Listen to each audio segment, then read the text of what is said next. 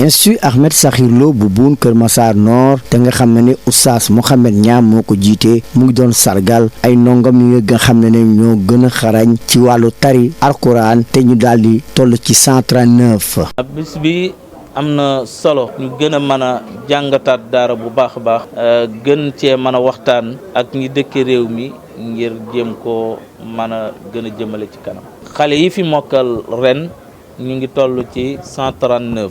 ndaje boobu tax na tamit njiitu daara bi porox ndool ci daal di sàkku ci nguur gi gën a jël dooleel mbirum jàng daara yi ngir ñu mun a tàggat ay citoyen yoo xam ne dañuy jub te bay seen wareef ci dëkk bi nga xam ne ci jamono jii de gis nañ ne jikko yi dafa yàqu ñu daal di tamit porox ndool ci ndaje boobu ñaawlu yenn kàddu yu ñagas wala yi ñuy teg ci sëriñu daara yi. xam ngeen ni ñu ngi jublu ci moderniser mais tànk yiñ ci jot a dox ak jéego yi dañ koo xaw a xeeb moo tax ñu gën a lëluwaat gën a xalaataat waxtu yi ñu daan def ci ndaje yeeg yooyu ñu wàññi ko bu baax a baax gën a jubluwaat ci liggéey bi. yàgg nañuy wax ni daara mooy solution bi dund nañu ay jamono yoo xam ni réew mi mës koo dund loolu passé na li ñu dëkkmal la ñu war a fexe ba loolu dootul amati.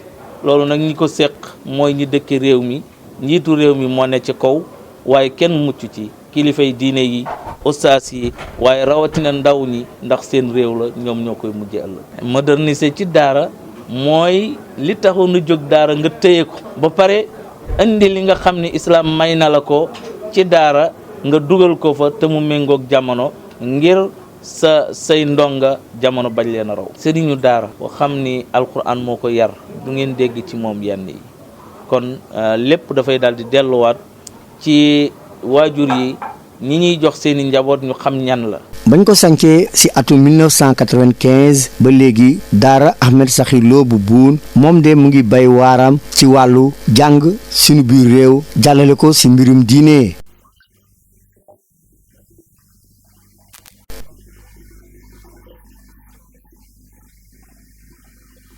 L'Institut Ahmed Sakhir Lo de Boun Kër Massar Nord, que dirige le maître coranique Mouhamed Niang, honore ses meilleurs élèves au nombre de 139 formés à la mémorisation du Saint-Coran après plusieurs années d'apprentissage. C'est la fête d'une promotion 2022-2023. Donc il a enregistré 139 hafiz.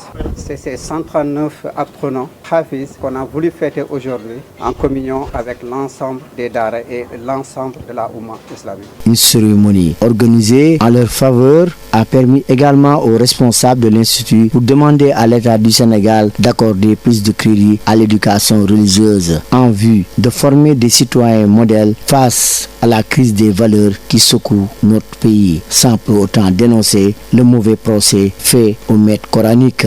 Le problème, globalement, la source de tous les maux, c'est principalement l'éducation. Et c'est d'ailleurs les recommandations du Coran. Je pense que si nous revenons à ces fondamentaux, les apprenants qui sont dans les daara, ils ne seront jamais dehors à faire la grève ou à casser. Et je pense qu'il faut revenir à cette éducation de base, inculquer aux apprenants, aux élèves, les valeurs que nous connaissions jadis. Une éducation qui est conforme à ce que nos grands-pères, nos aïeux nous ont laissé. Je pense que cette société-là, elle ne sera faite que par les jeunes. L'appel qu'il faut faire à cette jeunesse-là, c'est de s'approprier l'éducation qui est fournie dans les daara, vraiment pour que l'avenir qui leur appartienne puisse être construit par eux-mêmes. Le daara est obligé de se moderniser. C'est là où les autorités sont attendues pour renforcer les daara dans leurs différents programmes. Nous attendons un appui considérable des daara, mais surtout également l'appui financier. Des problèmes nous en rencontrons très souvent, pas uniquement dans les daara, mais malheureusement quand ça se passe dans les daara, c'est amplifié. Et c'est là vraiment où c'est dommage. Si ces daara sont dirigés par des maîtres coraniques qui sont issus vraiment de formations de base solide, je pense que de tels comportements peuvent